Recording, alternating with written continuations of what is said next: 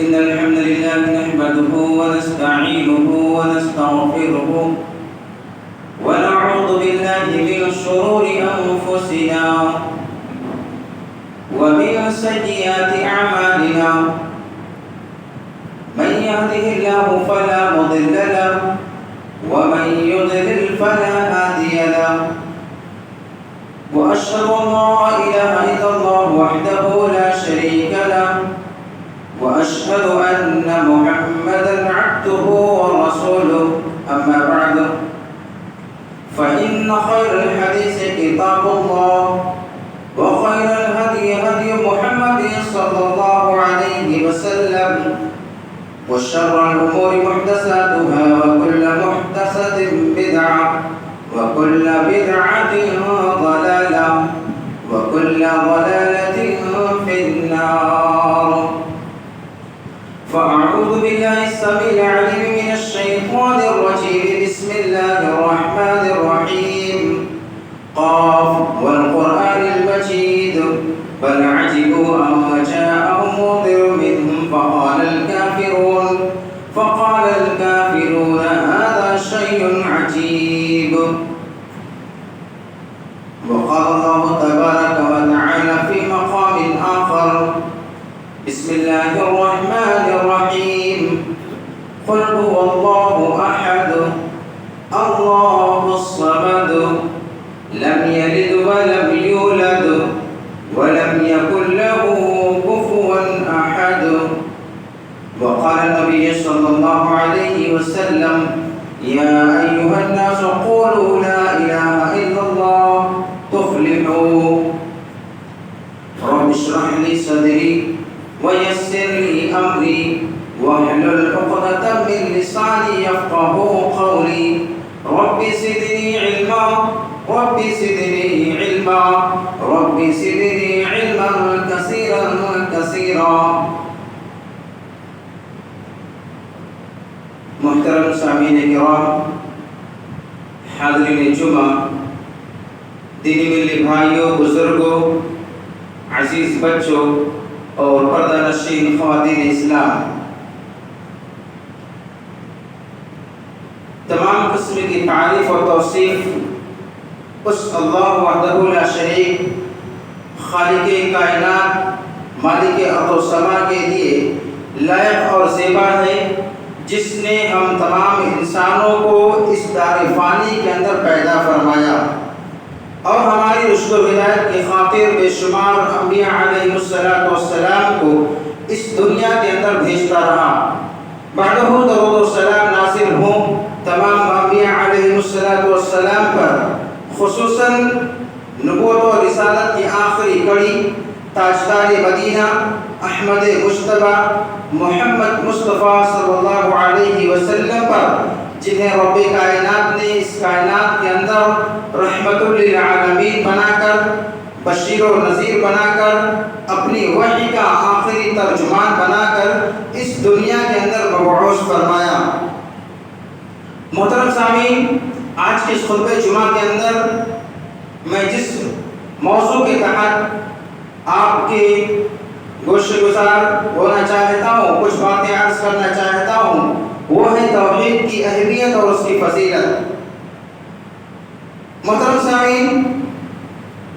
اللہ تبارک و تعالیٰ سے میں دعا کرتا ہوں باری تعالیٰ ہم کو قرآن و سنت کی روشنی میں حق بات کہنے کی اور ہم سبوں کو سننے کے ساتھ ساتھ اس پر عمل پیرا ہونے کی توفیق عطا فرمائے۔ محترم سامعین، توحید دین اسلام پر اس کی بنیاد رکھی گئی ہے اور توحید یہ سب سے پہلا فریضہ ہے جس کا اقرار کرنا اور دل و جان سے اس کو تسلیم کرنا ہر مسلمان کے لیے لازم اور ضروری ہے۔ توحید وہ چیز ہے کہ جس کے بغیر کوئی بھی شخص، کوئی بھی انسان دائرہ اسلام میں داخل نہیں ہو سکتا۔ توحید وہ چیز ہے کہ جس کے لیے اللہ تبارک و تعالیٰ نے اپنے برگزیدہ بندوں کو، انبیاء و رسول کو، اللہ رب العالمین کے پیغام کو بندوں تک پہنچانے کے لیے اس دنیا کے اندر اللہ رب العالمین نے مبعوث فرمایا۔ توحید وہ چیز ہے جس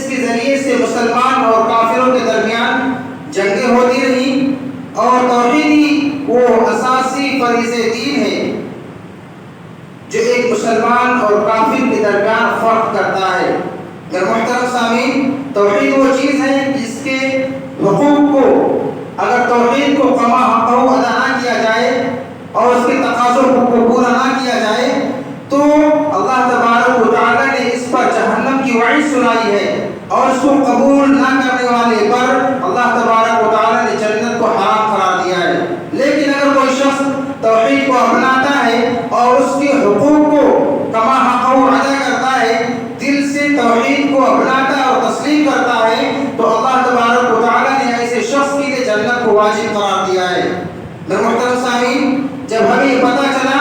کہ انسان کی زندگی میں توحید کتنا ضروری ہے، یعنی انسان کی کامیابی کے لیے، انسان کی کامرانی کے لیے توحید کا ہونا انسان کی زندگی میں بے حد ضروری ہے، تو ہمیں توحید کے معنی مفہوم کو اچھی طریقے سے جان لینا چاہیے۔ توحید کہتے کسے ہیں؟ اس کے تعلق سے علامہ جرجانی بیان فرماتے ہیں التوحید ثلاثۃ اشیاء، یہ توحید تین چیزوں کے مجموعے کا نام ہے۔ اس میں سے پہلا جز یہ ہے معرفت اللہ بالربوبیہ، دوسرا ہے والاقرار بالوحدانیہ، اور تیسرا ہے ونفی الاعداد منہ جملہ، یعنی توحید تین چیزوں کا نام ہے۔ پہلا اللہ رب العالمین کی ربوبیت کی پہچان، دوسرا اس کی وحدانیت کا اقرار، اور اس سے شریکوں کی نفی کرنا، یہ تین جز کا نام توحید کہلاتا ہے۔ اور اسی طرح امام محمد بن عبد الوہاب بیان فرماتے ہیں التوحید ہوا افراد اللہ سبحانہ بالعبادت، یعنی توحید اکیلے اللہ تبارک و تعالیٰ کی عبادت کرنے کا نام ہے۔ اور اسی طرح شیخ ناصر العمر کا کہنا ہے، وہ کہتے ہیں افراد اللہ بحقوقہ وہو للہ ثلاثۃ حقوق، حقوق ملک وحقوق عبادت وحقوق اسماء وصفات، یعنی اللہ رب العالمین کے حقوق اکیلے اللہ کو دیے جائیں، اور اسی طرح ملکیت کا حق، عبادت کا حق اور اسماء و صفات کا حق، یہ اللہ رب العالمین کو چھوڑ کر کے کسی دوسرے کے حوالے نہ کیا جائے، اسی مجموعے کا نام توحید ہے۔ میرے محترم سامعین، کلمہ توحید کا مفہوم کیا ہے؟ اس مفہوم کو اللہ تبارک و تعالیٰ نے قرآن مقدس کے اندر بیان فرمایا وَإِلَٰهُكُمْ إِلَٰهٌ وَاحِدٌ لَا إِلَٰهَ إِلَّا هُوَ الرحمن الرحیم، یعنی کہ تم سب کا معبود برحق اللہ تبارک و تعالیٰ ہی ہے، اس کے سوا کوئی معبود حقیقی نہیں ہے، وہ بہت زیادہ رحم کرنے والا اور بہت بڑا مہربان ہے۔ تو گویا کہ یہ آیت کریمہ ہمیں بتلاتی ہے کہ ہم دل سے اللہ رب العالمین کو اپنا رب مانیں اور دل سے اللہ رب العالمین کی عبادت کو ہم انجام دیں، اور اس کے اسماء و صفات کو ہم دل سے تسلیم کریں، اسی مجموعے کا نام توحید رکھا گیا۔ میرے محترم سامعین، توحید یہ ہماری زندگی میں بہت زیادہ اہمیت رکھتا ہے۔ وہ اس طرح سے کہ اللہ تبارک و تعالیٰ نے اس دنیا کے اندر جتنے بھی انبیاء و رسول کو مبعوث فرمایا، ان تمام انبیاء و رسول کی دعوت کا منہج، ان تمام انبیاء و رسول کی دعوت کا ایک ہی طریقہ تھا۔ جتنے نبی و رسول اس دنیا کے اندر تشریف لائے، ان تمام نبیوں نے، ان تمام رسولوں نے یہی بات کہی کہ لوگوں لا الہ الا اللہ کا اقرار کر لو، اللہ رب العالمین کے علاوہ کوئی معبود برحق نہیں ہے، کامیاب ہو جاؤ گے۔ اس دعوت کو لوگوں تک عام کرنے کے لیے اللہ تبارک و تعالیٰ نے نبیوں اور رسولوں کا سلسلہ دنیا کے اندر مبعوث فرمایا۔ نوح علیہ السلام کے متعلق سے اللہ تبارک و تعالیٰ قرآن میں ارشاد فرماتا ہے لقد ارسلنا نوحا الى قومه فقال یا قوم اعبدوا اللہ ما لکم من الہ غیرہ۔ نوح علیہ السلام نے اپنی قوم والوں سے کہا کہ اے قوم کے لوگوں، تم اللہ تبارک و تعالیٰ کی عبادت کرو، اس کے سوا کوئی تمہارا معبود نہیں۔ اور اسی دعوت کو اللہ تبارک و تعالیٰ نے ہود علیہ السلام کے تعلق سے بیان فرمایا۔ ہود علیہ السلام نے کہا یا قوم اعبدوا اللہ ما لکم من الہ غیرہ۔ صالح علیہ السلام نے کہا یا قوم اعبدوا اللہ ما لکم من الہ غیرہ۔ اور اسی طریقے سے شعیب علیہ السلام نے اپنی قوم والوں کو خطاب کرتے ہوئے فرمایا یا قوم اعبدوا اللہ ما لکم من الہ غیرہ، کہ اے لوگوں ایک اللہ رب العالمین کی عبادت کرو، اس کے علاوہ کوئی تمہارا معبود برحق نہیں ہے، کوئی تمہارا معبود نہیں ہے۔ میرے محترم محترم سامعین، جتنے بھی نبیوں کا تذکرہ اللہ تعالیٰ نے قرآن میں بیان فرمایا، ان تمام نبیوں نے اپنی امتوں کو اس بات کا پیغام دیا کہ اپنے جبین نیاز کو تمہیں اللہ تبارک و تعالیٰ کے سامنے جھکانا ہے۔ مصیبت کا معاملہ ہو، پریشانی کا معاملہ ہو، تم کو سکھ پہنچے دکھ پہنچے، ہر حال میں تم کو اپنی تمام چیزوں کو اللہ رب العالمین کے جناب میں پیش کرنا ہے، اپنے جبین نیاز کو اللہ رب العالمین کے سامنے تم کو خم کرنا ہے۔ اس کے علاوہ کسی دوسرے کے در پر تم کو جانے کی ضرورت نہیں ہے۔ میرے محترم سامعین، یوسف علیہ السلام کو جب جیل کے اندر ڈالا گیا تو اس جیل میں بھی یوسف علیہ السلام نے اس پیغام کو عام کیا۔ وہ پیغام توحید تھا۔ یوسف علیہ السلام ان قیدیوں سے کہتے ہیں، یا صاحب السجن اارباب متفرقون خیر ام اللہ الواحد القہار، کہ اے میرے قید کے ساتھیوں، کیا کئی مختلف معبود تمہارے لیے بہتر ہیں یا وہ اکیلا اللہ جو تمام معبودوں پر، جو تمام کے تمام لوگوں پر غالب ہے؟ یعنی یہاں پر یوسف علیہ السلام نے ان قیدیوں کو اگر کسی چیز کا پیغام دیا تو یہی کہ لوگوں معبودان باطلہ کو چھوڑ کر کے ایک اللہ رب العالمین کی عبادت میں لگ جاؤ۔ میرے محترم سامعین، اللہ تبارک و تعالیٰ نے قرآن میں فرمایا، وَلَقَدْ بَعَثْنَا فِي كُلِّ أُمَّةٍ رَسُولًا أَنِ اعْبُدُوا اللَّهَ وَاجْتَنِبُوا الطَّاغُوتَ، کہ ہم نے ہر امت میں ایک ایسے رسول کو بھیجا جس نے کہا کہ لوگ اللہ رب العالمین کی عبادت کرو اور طاغوت کی پرستش سے، طاغوت کی پیروی سے اپنا تم اجتناب اور بچو۔ تو میرے محترم سامعین، ان تمام باتوں کا خلاصہ یہی ہے کہ انسان کو اس دنیا کے اندر اگر زندگی گزارنا ہے اور وہ انسان چاہتا ہے کہ ہم کو سکون کی زندگی ہم گزاریں اور ہم دنیا میں کامیاب ہوں اور آخرت میں کامیابی ہمیں نصیب ہو جائے، تو انسان کو سب سے پہلے موحد بننا پڑے گا۔ انسان کو سب سے پہلے توحید پرست بننا پڑے گا۔ جب توحید پرست انسان بن جائے گا تو اس کی عبادت کو اللہ تبارک و تعالیٰ قبول فرمائے گا۔ انسان جب مصیبت میں گرفتار ہو جائے گا، اللہ رب العالمین کو صدق دل سے پکارے گا تو توحید کے اپنانے کی وجہ سے اللہ تبارک و تعالیٰ اس بندے کی دعا کو قبول فرمائے گا۔ میرے محترم سامعین، توحید دین اسلام کے بنیادی اصولوں میں سے ہے۔ اللہ کے نبی صلی اللہ علیہ وسلم نے جو کلمہ ہمیں یاد دلایا، لا الہ الا اللہ محمد رسول اللہ، کہ اللہ کے سوا کوئی معبود نہیں، محمد صلی اللہ علیہ وسلم اللہ کے رسول ہیں، تو یہ کلمہ توحید دین اسلام کی بنیادی اصولوں میں سے ایک اصول ہے۔ یعنی ایک جملہ ہے لا الہ الا اللہ، دوسرا جملہ ہے واشهد ان محمد رسول اللہ، میں اس بات کی گواہی دیتا ہوں کہ اللہ کے علاوہ کوئی معبود برحق نہیں، اور میں اس بات کی بھی گواہی دیتا ہوں کہ اللہ محمد صلی اللہ علیہ وسلم اللہ کے بندے اور اس کے رسول ہیں۔ میرے محترم سامعین، ایک انسان اللہ رب العالمین کے پیغام کو اگر کسی کے سامنے پیش کر رہا ہے، کسی کو ڈیلیور کر رہا ہے، تو اس کے لیے ضروری ہے کہ سب سے پہلے وہ انسان اللہ رب العالمین کی معرفت بندے کو کرائے۔ سب سے پہلے توحید کی دعوت انسان سامنے والوں کو دے، اللہ رب العالمین کی ذات کیا ہے اس کے بارے میں انسان اس کو روشناس کرائے، کیونکہ جب انسان اللہ رب العالمین کو پہچان لے گا، اس کا عقیدہ مضبوط ہو جائے گا، تو دنیا کی بڑی سے بڑی طاقتیں اس کو چھپا نہیں سکتی، دنیا کی بڑی سے بڑی طاقتیں اس کا ایمان اس کو ڈگمگا نہیں سکتی، اس کو راہ سے پھیر نہیں سکتی۔ اور یہی وہ طریقہ تھا، یہی وہ عمل تھا جس عمل کو صحابہ نے اپنایا، توحید کو صدق دل سے صحابہ کرام نے قبول فرمایا۔ ان کو مختلف قسم کی تکلیفیں دی گئی، کسی کو گرم ریت پر لٹایا گیا، کسی کو چٹائی میں لپیٹ کر کے ان کو دھواں دیا گیا، کسی کو گرم ریت پر لٹا کر کے اوپر سے بھاری پتھر رکھ دیا گیا، کسی کو کھولتے ہوئے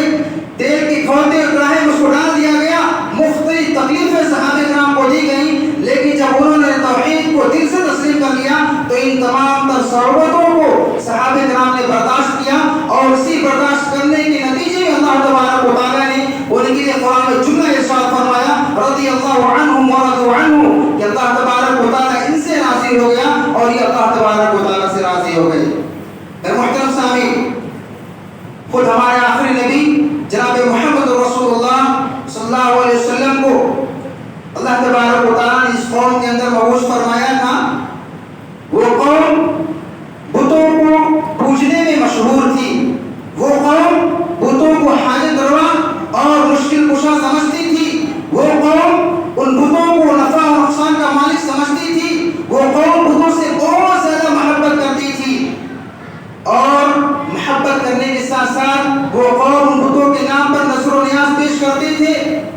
اللہ کے نبی صلی اللہ علیہ وسلم نے ان قوم والوں کو خطاب کرتے ہوئے فرمایا یا ایھا الناس قولوا لا الہ الا اللہ تفلحوا، کہ اے لوگوں لا الہ الا اللہ کا اقرار کر لو، صدق دل سے اللہ رب العالمین کا کلمہ پڑھ لو، کامیاب ہو جاؤ گے۔ اور اسی طریقے سے جب صحابہ کرام نے اس دعوت کو اپنا لیا تو ان صحابہ کرام کو مختلف قسم کی صعوبتیں، مختلف قسم کی پریشانیوں سے دوچار کیا گیا، یہاں تک کہ بہت سارے صحابہ کرام نے اسی توحید کی خاطر اپنی قیمتی جانوں کا نذرانہ پیش کرتے ہوئے جام شہادت نوش فرمایا۔ اسی اعلان کلمت اللہ کو، توحید کے کلمے کو بلند کرنے کے لیے صحابہ کرام نے کافروں سے جنگیں لڑی اور اپنی جانوں کا نذرانہ پیش کیا۔ اور اسی طریقے سے جب اللہ کے نبی صلی اللہ علیہ وسلم نے فتح مکہ کے موقع پر جب مکہ المکرمہ کے اندر آپ نے داخلہ لیا تو اس مکہ کے اندر رکھے ہوئے 360 بتوں کو اللہ کے نبی صلی اللہ علیہ وسلم نے توڑ ڈالا، اور توڑ دیا۔ آپ صلی اللہ علیہ وسلم نے جملہ ارشاد فرمایا تھا جاء الحق وزهق الباطل، کہا کہ آج حق آ گیا ہے اور باطل کی کمر ٹوٹ گئی ہے۔ ان الباطل کان زہوقا، باطل کو تو مٹنا ہی تھا۔ تو میرے محترم سامعین، ہمیں معلوم ہوا کہ اگر ہم کسی کو اپنے دین کے بارے میں، اپنے اسلام کے بارے میں بتلاتے ہیں تو ہمارا فریضہ بنتا ہے کہ سب سے پہلے سامنے والے کو ہم توحید کی دعوت دیں۔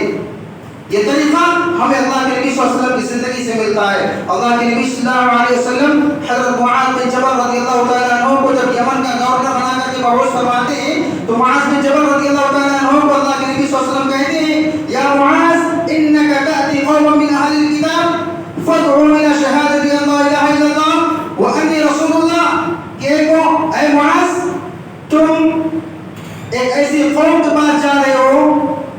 لہذا تم جب ان کے پاس جانا تو سب سے پہلے اس بات کی طرف دعوت دینا کہ اللہ کے سوا کوئی معبود برحق نہیں اور یہ کہ میں اللہ کا رسول ہوں۔ اگر وہ اس بات کو مان لیں تو تم ان کو بتلانا ان اللہ افترض علیہم 5 صلوات فی کل یوم و لیلہ۔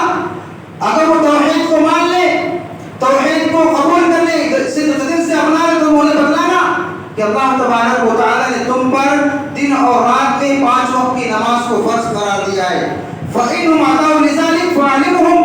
اگر وہ اس نماز کی پابندی کرنے لگ جائیں،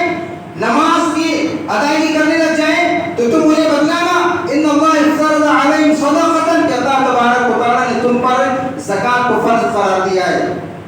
تؤخذ من اغنیائہم فترد فی فقرائہم، یہ تمہارے مالداروں سے لے کر کے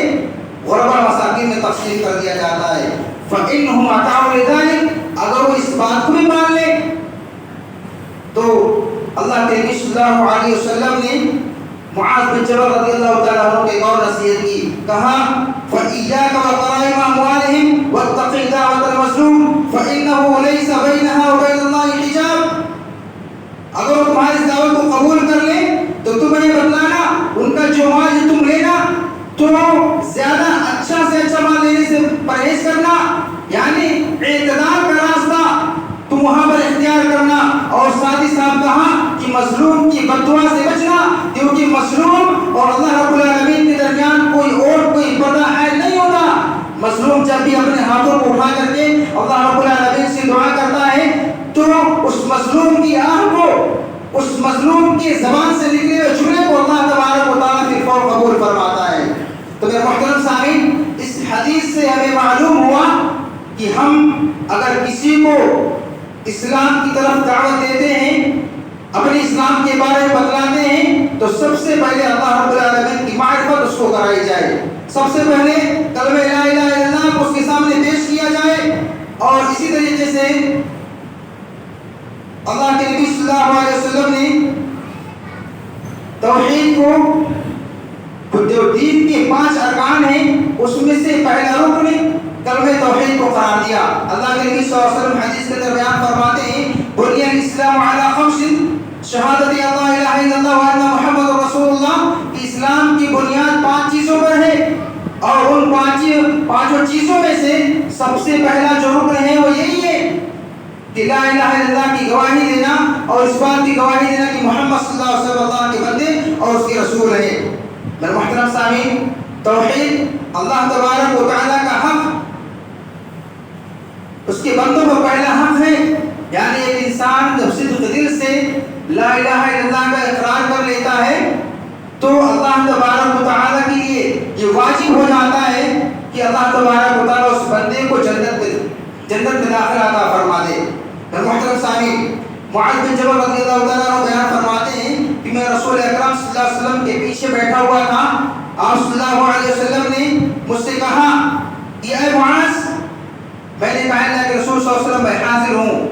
پھر آپ صلی اللہ علیہ وسلم کچھ دور تک گئے، پھر معاذ رضی اللہ تعالیٰ عنہ کا نام لے کر کے پکارا، معاذ بن جبل رضی اللہ تعالیٰ عنہ نے کہا اللہ کے رسول صلی اللہ علیہ وسلم میں حاضر ہوں۔ 3 مرتبہ ایسا آپ صلی اللہ علیہ وسلم نے کیا۔ اس کے بعد اللہ کے نبی صلی اللہ علیہ وسلم نے بیان فرمایا حل تدری ما حق اللہ علی عبادہ، کہ کیا تم جانتے ہو کہ بندوں پر اللہ تبارک و تعالیٰ کا حق کیا ہے؟ معاذ رضی اللہ تعالیٰ عنہ کہتے ہیں کہ میں نے کہا اللہ اس کے رسول کو اس کا زیادہ علم ہے۔ آپ نے فرمایا حق اللہ علی عبادہ ان یعبدوہ ولا یشرکوا بہ شیئا، کہ بندوں پر اللہ تبارک و تعالیٰ کا حق یہ ہے کہ وہ صرف اور صرف اسی کی عبادت کریں اور اس کی عبادت میں کسی دوسرے کو شریک نہ ٹھہرائیں۔ اور اسی طریقے سے پھر جب تھوڑی دور آگے چلے تو اللہ کے نبی صلی اللہ علیہ وسلم نے پھر معاذ رضی اللہ تعالیٰ عنہ کو آواز دی۔ معاذ رضی اللہ تعالیٰ عنہ نے کہا اللہ کے رسول صلی اللہ علیہ وسلم میں حاضر ہوں۔ پھر اس کے بعد میں کہا حل تدری ما حق العباد اللہ اذا فعلوه، کیا تمہیں معلوم ہے کہ اگر وہ ایسا کر لیں تو اللہ تبارک و تعالیٰ پر بندوں کا حق کیا ہے؟ کیا تمہیں معلوم؟ تو معاذ بن جبل رضی اللہ تعالیٰ عنہ نے پھر وہی بات دہرائی کہ اللہ اس کے رسول کو اس کا زیادہ علم ہے۔ تو میرے محترم سامعین، آپ صلی اللہ علیہ وسلم نے بیان فرمایا حق العباد اللہ اللہ یعذبہم، کہ جب بندہ صدق دل سے توحید کے کلمے کو اپنا لے تو اللہ تبارک و تعالیٰ کے لیے ضروری بن جاتا ہے کہ اللہ تبارک و تعالیٰ اپنے اس بندے کو عذاب نہ دے۔ تو اس حدیث سے ہمیں پتہ چلا کہ صدق دل سے کلمہ پڑھنے والا انسان جہنم میں نہیں جائے گا۔ اگر وہ کبیرہ گناہوں کا ارتکاب کرتا ہے تو اللہ تبارک و تعالیٰ اس کو جہنم میں داخل کرے گا،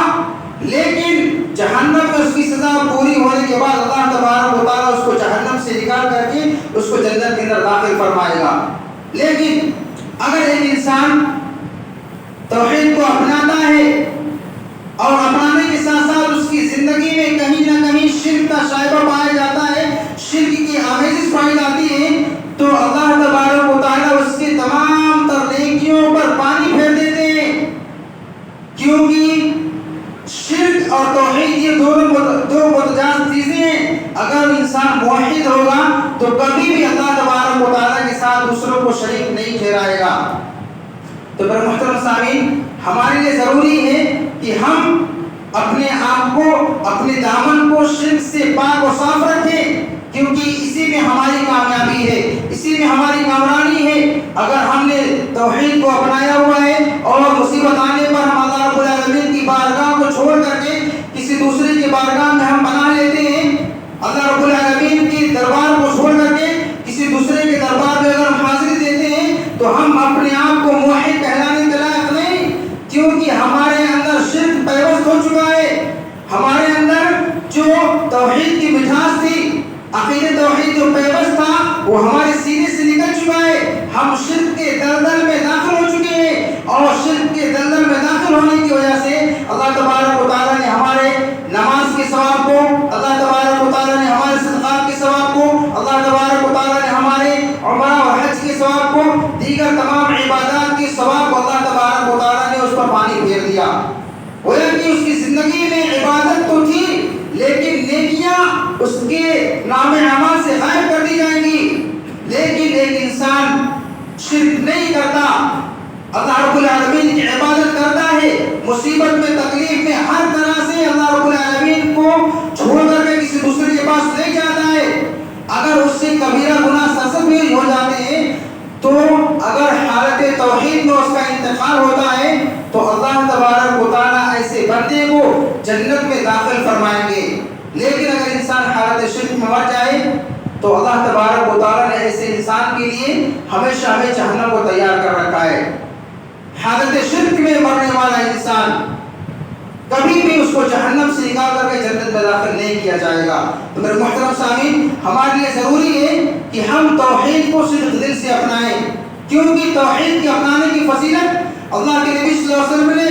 متعدد احادیث کے اندر بیان فرمائی۔ ایک حدیث میں اللہ کے نبی صلی اللہ علیہ وسلم بیان فرماتے ہیں من مات وهو يعلم انه لا اله الا الله دخل الجنہ،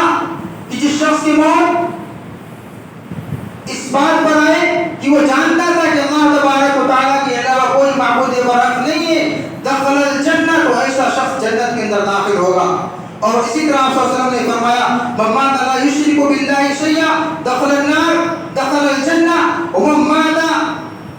یشرک باللہ دخل النار، کہ اگر کوئی شخص اس حال میں مرے کہ اللہ تبارک و تعالیٰ کے ساتھ کسی کو شریک نہیں کرتا تھا تو وہ شخص جنت کے اندر داخل ہوگا۔ لیکن وہ انسان اگر مر رہا ہے، اس کا انتقال ہو رہا ہے اور اس کی موت اچھی موت نہیں ہو رہی، اس کی موت خیر کی موت نہیں ہو رہی ہے، شرک پر اس کا انتقال ہوتا ہے، تو اللہ کے نبی صلی اللہ علیہ وسلم بیان فرماتے ہیں دخل النار، تو ایسا شخص جہنم میں داخل ہوگا۔ میرے محترم سامعین، بیان کرنے کا مطلب یہ ہے کہ جب انسان توحید پرست ہو جائے تو ایسے شخص پر اللہ تبارک و تعالیٰ جو ہے جہنم کو حرام قرار دے دیتا ہے۔ حضرت ابو عبداللہ عبد الرحمن بیان فرماتے ہیں کہ جب حضرت عبادہ بن صامت رضی اللہ تعالیٰ عنہ کی موت کا وقت قریب آیا تو میں ان کے پاس گیا اور ان کی حالت کو دیکھ کر کے مجھے رونا آ گیا۔ اس پر انہوں نے کہا کہ ٹھہر جاؤ، تم کیوں رو رہے ہو، تمہیں کیا ہو گیا، تم کیوں رو رہے ہو؟ اللہ کی قسم اگر مجھ سے گواہی طلب کی گئی تو میں ضرور تمہارے حق میں اللہ تبارک و تعالیٰ کے یہاں گواہی دوں گا، اور اگر مجھے شفاعت کی اجازت دے دی گئی تو میں ضرور تمہارے حق میں اللہ تبارک و تعالیٰ سے شفاعت کروں گا۔ بہرحال وہ صحابی رسول کہتے ہیں کہ میں نے جتنی حدیثیں مجھ کو معلوم تھی میں نے تم کو بتلا دیا تھا، آج میں تم کو ایک ایسی حدیث بتاتا ہوں جو میں نے آج تک نہیں بیان کی تھی۔ پھر اس صحابی نے دوسرے صحابی کے سامنے حدیث بیان فرمائی من شہد انہ لا الہ الا اللہ وان محمد رسول اللہ حرم اللہ علیہ النار، کہ جس آدمی نے گواہی دی کہ اللہ تبارک و تعالیٰ کے سوا کوئی معبود نہیں، محمد صلی اللہ علیہ وسلم اللہ کے رسول ہیں، تو اللہ تبارک و تعالیٰ نے جہنم ایسے شخص کو کے اوپر حرام کر دیتا ہے۔ میرے محترم سامعین، اب تک ہم نے متعدد احادیث کو سماعت فرمایا، ان تمام احادیث کے اندر اس بات کی طرف دعوت دی گئی کہ انسان کو مرتے دم تک توحید پر قائم اور دائم رہنا ہے۔ اور اسی طرح کی بات اللہ تبارک و تعالی نے قرآن مقدس کی طرف بیان فرمائی وَلَا تَمُوتُنَّ إِلَّا وَأَنْتُمْ مُسْلِمُونَ، یہ لوگوں دیکھو جب تمہاری موت آئے تو اسلام کی حالت میں موت آئے، جب تم اس دنیا سے رخصت ہو تو رخصت ہوتے وقت تمہارے زبان پر کلمہ طیبہ کلمہ لا الہ الا اللہ کا ورد ہونا چاہیے، اور یہ اتنا اہم کلمہ ہے کہ اس کلمے کا اندازہ اللہ کے نبی صلی اللہ علیہ وسلم کی حدیث سے لگا سکتے ہیں کہ جب اللہ کے نبی صلی اللہ علیہ وسلم کے چچا ابو طالب کی وفات کا وقت قریب آیا تو اللہ کے نبی صلی اللہ علیہ وسلم اپنے چچا کے پاس گئے اور اپنے چچا ابو طالب سے کہنے لگے کہ اے میرے چچا، اپنی زبان مبارک سے اپنی زبان سے ایک مرتبہ لا الہ الا اللہ کا کلمہ کہہ لے تاکہ کل قیامت کے دن اللہ تبارک و تعالیٰ کے آپ کے تعلق سے اللہ تبارک و تعالیٰ کے یہاں سفارش کر سکوں۔ پھر محترم سامعین، وہ ابو طالب جنہوں نے قدم قدم پر آپ کی مدد کی، قدم قدم پر آپ کا فل سپورٹ آپ کے چچا ابو طالب نے دیا، لیکن حالت شرک میں ان کا انتقال ہوا۔ پوری زندگی محمد صلی اللہ علیہ وسلم کی وہ مدد کرتے رہے لیکن اپنی زبان سے کلمہ لا الہ الا اللہ کا اقرار نہیں کر سکے، حالت شرک میں ان کا انتقال ہوا، اور انتقال ہونے کی وجہ سے اللہ تبارک و تعالیٰ نے ان کے لیے جو عذاب تیار کر رکھا ہے قیامت کے دن، وہ ان کو سب سے ہلکا عذاب دیا جائے گا قیامت کے دن۔ وہ سب سے ہلکا عذاب کیا ہوگا؟ ان کو آگ کی جوتی پہنائی جائے گی، ایسی جوتی پہنائی جائے گی جب اس کو پہنایا جائے گا تو شعلے جو دماغ سے نکلنا شروع ہو جائیں گے۔ محترم سامعین، ذرا سوچئے کہ وہ آپ کے چچا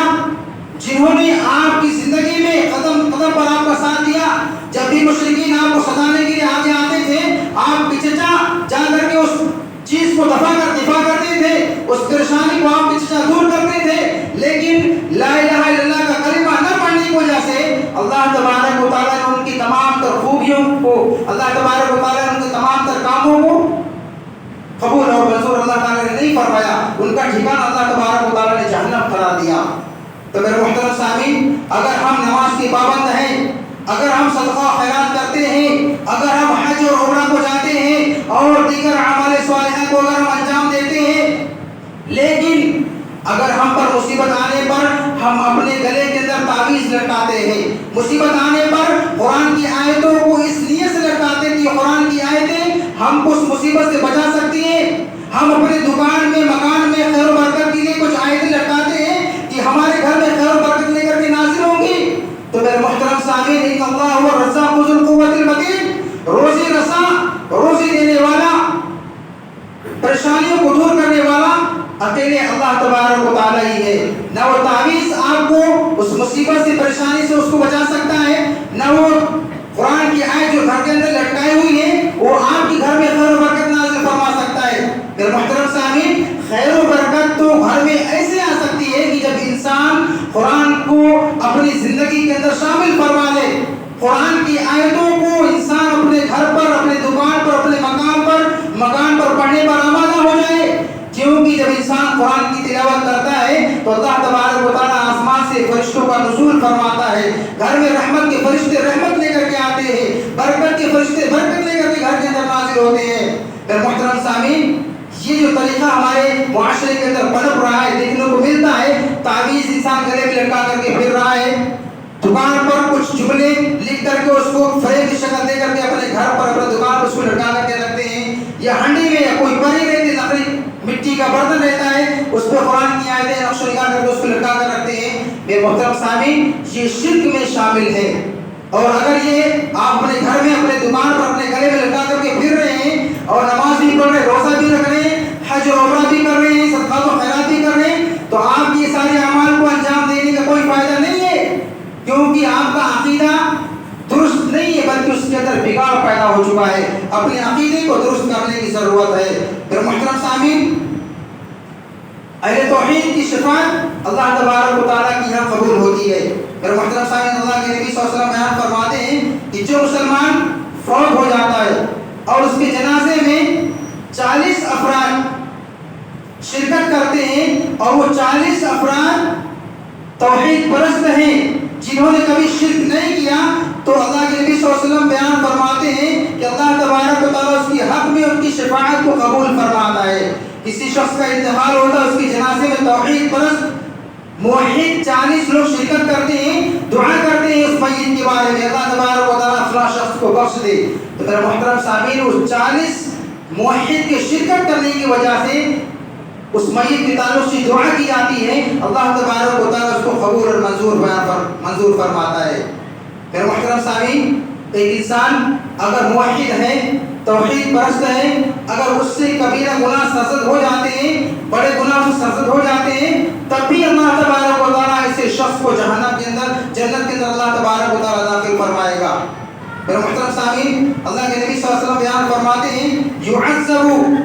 ناس من اهل التوحید في النار حتى يكونوا فيها حرما ثم تدركهم الرحمة فيخرجون ويطرحون على ابواب الجنة، یعنی چند اہل توحید کو جہنم میں ان کے گناہوں کی سزا دی جائے گی۔ جو توحید پرست ہوں گے، ان کے کبیرہ گناہوں کی وجہ سے اللہ تبارک و تعالیٰ اس کو جہنم میں ان کو سزا دے گا۔ سزا دینے کے بعد جب ان کو سزا دے گا تو وہ بالکل کوئلہ بن چکے ہوں گے، پھر ان کو جہنم سے نکالا جائے گا، اور جہنم سے نکالنے کے بعد اللہ تبارک و تعالیٰ جو ہے ان کو جنت کے دروازے پر پھینکوا دے گا، پھینک دیا جائے گا ان کو۔ پھر اہل جنت ان جہنم سے نکلے ہوئے شخص پر، اشخاص پر پانی چھڑکیں گے تو وہ ایسے اگیں گے جیسے سیلاب میں، سیلاب کا پانی آتا، بہت سارے کوڑا کرکٹ کو لے کر کے آتا، پھر وہاں سے کوپریں نکلتی ہیں، تو جنت کا جب پانی ان کے اوپر ڈالا جائے گا تو ان کا جو اعضا ہوگا، جو جل کر کے کوئلہ ہو چکا ہوگا، وہ بہت جلد اپنی اصلی حالت میں لوٹائے جائیں گے، پھر ان کو جنت کے اندر اللہ کے نبی صلی اللہ علیہ وسلم بیان فرماتے کہ داخل کر دیا جائے گا۔ تو میرے محترم سامعین، اس سے ہم اندازہ لگا سکتے ہیں کہ توحید یہ ہماری زندگی میں کتنا زیادہ اہم ہے۔ میرے محترم سامعین، اللہ کے نبی صلی اللہ علیہ وسلم بیان فرماتے ہیں کہ حضرت موسیٰ علیہ السلام نے کہا کہ اے میرے رب، مجھے کوئی ایسی چیز سکھائیں جس کے ساتھ میں آپ کا ذکر کر سکوں اور آپ سے دعا مانگ سکوں۔ یہ کون کہہ رہے ہیں؟ حضرت موسیٰ علیہ السلام، جن کو اللہ تبارک و تعالیٰ نے کلیم اللہ کے لقب سے ملقب فرمایا کہ مجھے ایسا جملہ بتلائیں، ایسی چیز بتلائیں جس کے ذریعے میں آپ سے سوال کر سکوں، آپ سے مانگ سکوں۔ تو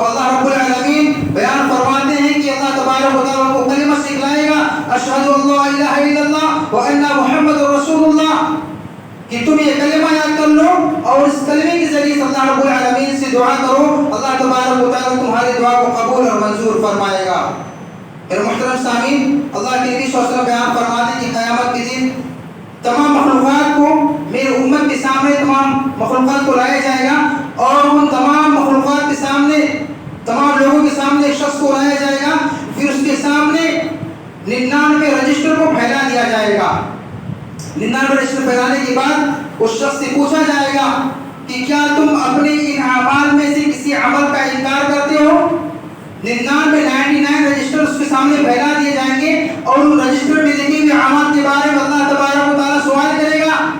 کہ کیا تم اس کے بارے میں انکار کرتے ہو؟ وہ کہے گا اے میرے رب نہیں، اے میرے رب۔ پھر اس سے کہا جائے گا کہ تیرے پاس کیا کوئی عذر ہے؟ تو وہ شخص کہے گا کہ نہیں، تو وہ شخص ڈر جائے گا۔ ڈر جانے کے بعد اللہ تبارک و تعالیٰ کہے گا کیوں نہیں؟ تیری ایک نیکی ہمارے پاس محفوظ ہے، صرف اور صرف ایک نیکی۔ اللہ تبارک و تعالیٰ فرمائے گا کہ تیری ایک نیکی میرے پاس محفوظ ہے، اور آج تجھ پر ظلم نہیں کیا جائے گا۔ وہ اس طرح کی اللہ تبارک و تعالیٰ بیان فرماتا ہے، پھر اس میں سے اشہد اللہ الہ الا اللہ وان محمد عبدہ ورسولہ کا کارڈ نکالے گا اللہ تبارک و تعالیٰ، اور اس کو ترازو کے ایک پلڑے میں 99 رجسٹر کو رکھے گا، اور ایک پلڑے میں لا الہ الا اللہ واشہد ان محمد عبدہ ورسولہ کو ایک دوسرے پلڑے میں رکھے گا۔ 99 رجسٹر والا پلڑا اوپر اٹھ جائے گا، ایک جس پر لا الہ الا اللہ محمد رسول اللہ لکھا وہ پلڑا جھک جائے گا۔ تو میرے محترم سامعین، اس سے اندازہ ہم لگا سکتے ہیں کہ توحید انسان کی زندگی میں کتنا زیادہ ضروری ہے۔ میرے محترم سامعین، توحید اس کی 3 قسمیں ہیں۔ ہم اور آپ خطبے میں بارہا اس کو سنتے آئے ہیں۔ توحید کی 3 قسمیں ہیں: توحید الوہیت، توحید ربوبیت، توحید اسماء و صفات۔ یعنی توحید ربوبیت کا مطلب یہ ہے کہ ہم صدق دل سے اللہ رب العالمین کو اپنا رب تسلیم کر لیں۔ رب کا مطلب ہوتا ہے پالنے والا، کھلانے اور پلانے والا،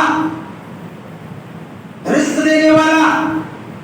لیکن ہم کہیں نہ کہیں صدق دل سے اس کو تسلیم نہیں کرتے۔ ہم کوئی بزنس کرتے ہیں، اور ہمارے بزنس میں جب لاس ہو جاتا ہے، گھاٹے میں ہم چلے جاتے ہیں، تو ہمارا کوئی بھائی آ کر کے ہم سے کہنے لگتا ہے بھائی آپ فلاں بارگاہ درگاہ پر آپ نہیں گئے، آپ نے یہ فلاں دعا لکھ کر کے اپنے گھر پر، اپنے مکان پر، اپنے اس بلڈنگ میں لٹکائے نہیں، اس کی وجہ سے آپ کے گھر پر مصیبت آ رہی، پریشانی آ رہی ہے۔ اور ہم اپنے اس بھائی کے بہکاوے میں آ کر کے ہم اللہ رب العالمین کو بھول جاتے ہیں، اور دوسری کے در کا ہم سہارا لینے لگ جاتے ہیں، اور یہ ہم بھول جاتے ہیں کہ اللہ تبارک و تعالیٰ نے قرآن میں فرمایا وما من دابۃ فی الارض الا علی اللہ رزقها۔ اس روئے زمین پر اللہ تبارک و تعالیٰ نے جتنے بھی چوپایوں کو پیدا کیا ہے، ان تمام چوپایوں کی رزق کی ذمہ داری اللہ تبارک و تعالیٰ نے رکھی ہے۔ ان اللہ هو الرزاق ذو القوة المتین، کہ اللہ تبارک و تعالیٰ ہی روزی رساں ہے، اور زورآور اللہ تبارک و تعالیٰ ہی ہے۔ اگر ہمیں لاس ہوتا ہے، ہمارا بزنس گھاٹے میں جاتا ہے، تو ہمیں دوسرے کی دروں پر جانے کی ضرورت نہیں ہے۔ ہمیں اپنے جبین نیاز کو اللہ رب العالمین کے سامنے خم کرنا ہے، اور ہمیں اپنے اعمال کا محاسبہ کرنا ہے کہ ہمارے بزنس میں جو کمی آ رہی ہے، کہیں ایسا تو نہیں کہ ہم نے اس بزنس کو بڑھانے کے لیے، اس بزنس میں ترقی حاصل کرنے کے لیے ہم نے حرام کا راستہ اپنا لیا، اس بزنس کو بڑھانے کے لیے ہم نے اپنے بھائی کو پریشان کرنا شروع کر دیا، ہم نے اپنے بھائی پر ظلم کرنا شروع کر دیا۔ جب ہم غلط طریقہ اختیار کرتے ہیں، تب اللہ تبارک و تعالیٰ ہم بندوں پر اپنا عذاب نازل فرماتا ہے، اور عذاب نازل فرما کر کے اللہ تبارک و تعالیٰ کو ٹھوکر مارتا ہے۔ اس کے ذریعے سے ہم سمجھ جائیں، اپنے اعمال کو ہم درست کر لیں، اور ہم اللہ والے بن جائیں، ہم موحد بن جائیں۔ اس کی وجہ سے اللہ تبارک و تعالیٰ کبھی کبھی انسانوں کو ٹھوکر لگاتا ہے، ٹھوکر دیتا ہے۔ میرے محترم سامعین، تو ربوبیت کا مطلب یہ ہے کہ صدق دل سے اللہ رب العالمین کو رب تسلیم کر لینا۔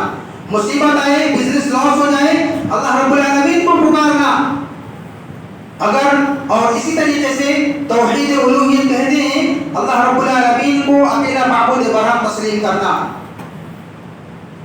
ہمارا معبود عبادت کے لائق صرف اور صرف اللہ تبارک و تعالیٰ ہی ہے۔